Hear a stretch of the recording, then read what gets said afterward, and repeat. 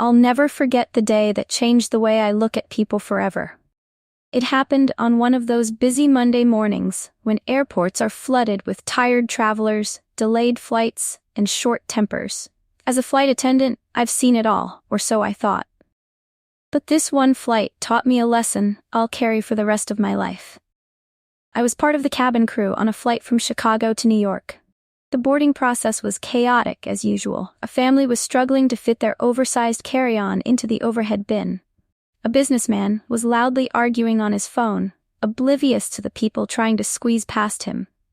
Amidst the commotion, a man in a wheelchair approached the gate. He looked to be in his late 30s or early 40s. He wore a plain navy blue sweater and khakis, nothing flashy. His hair was neatly combed, but his face looked tired. He had an air of quiet confidence, but you could tell he'd had a long day. As he handed his boarding pass to the gate agent, I noticed how some of the other passengers glanced at him with a mix of pity and annoyance. It's a look I've seen far too often. When he entered the plane, I instinctively plastered on my professional smile. "Good morning, sir. Welcome aboard," I said.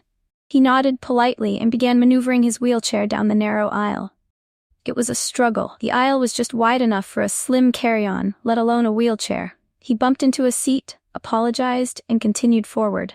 The murmurs began almost immediately. "Why don't they just board people like that last?" I overheard one passenger whisper to another. "They're just slowing everyone down."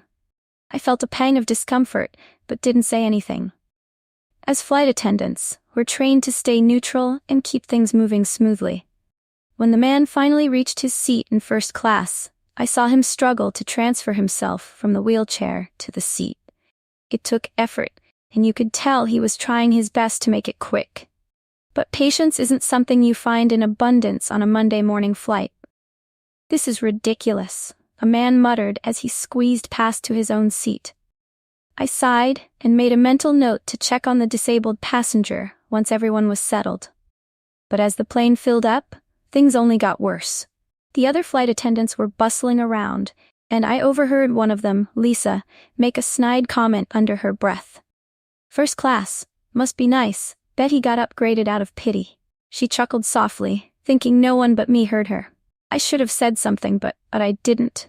Instead, I busied myself helping passengers stow their bags, avoiding the uneasy feeling in my chest.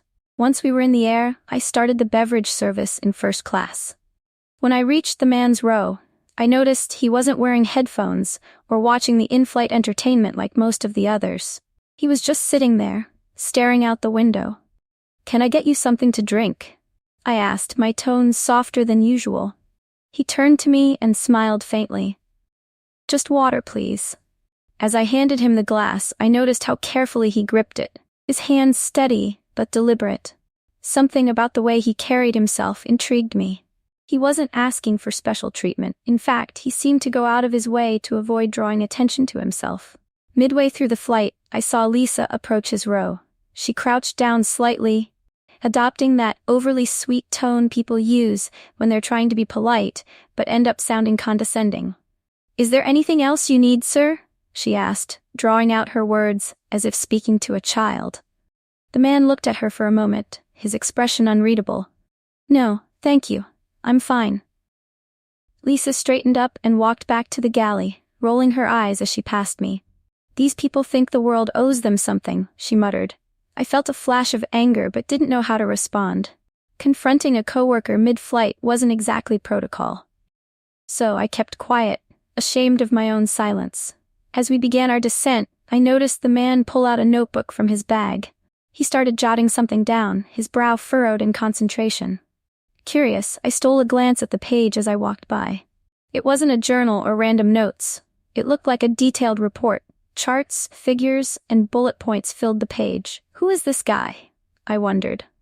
When we landed and the passengers began deplaning, I saw Lisa again. She was standing near the door, thanking people as they left. When the man in the wheelchair approached, she hesitated for a split second before pasting on a smile.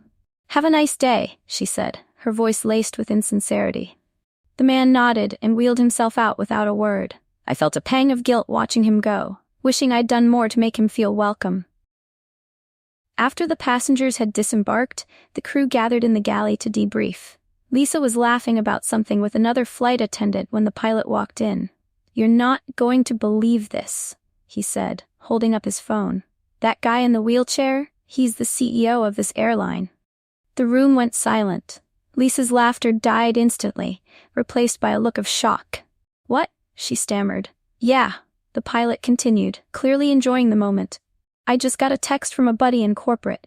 He likes to travel anonymously to see how the staff treats passengers. Guess we'll be hearing about this one." I felt my stomach drop. The weight of my inaction hit me like a punch to the gut. All those little moments, the murmurs, the condescension, the lack of kindness, he'd noticed them all, and he'd probably noticed my silence too. Lisa's face turned pale. "Do you think he heard anything?" she asked nervously. The pilot shrugged. "Who knows, but if I were you I'd start polishing my resume." The rest of the crew laughed uneasily, but I couldn't join in. All I could think about was the look on the man's face as he boarded the plane. He wasn't just a passenger. He was a human being who deserved respect and dignity, just like anyone else. A few days later, we received an email from corporate. The subject line read, "Feedback from a special passenger." My heart raced as I clicked it open. The email wasn't scathing or angry. It was thoughtful and measured, just like the man himself. He wrote about how traveling with a disability is challenging enough without added layers of judgment and pity. He didn't single anyone out, but his words hit home. "Kindness isn't an act of charity," he wrote. "It's a reflection of who we are." That email became a turning point for me. It reminded me why I became a flight attendant in the first place. To make people's journeys a little brighter, no matter who they are or where they're sitting on the plane. I never saw the man again, but his words stayed with me. Now, whenever I see someone struggling or feeling out of place, I make it a point to go out of my way to help. Not because they might be someone important, but because everyone is important. Lisa didn't last long after that flight. Whether she quit or was let go, I never found out. But I'd like to think that experience taught her something too. As for me, I'm grateful for that day.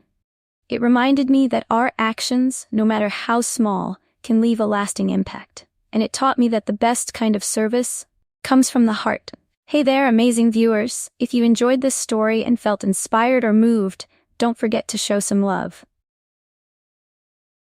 Like this video to let us know you want more stories like this. Comment below and share your thoughts. We love hearing what you think.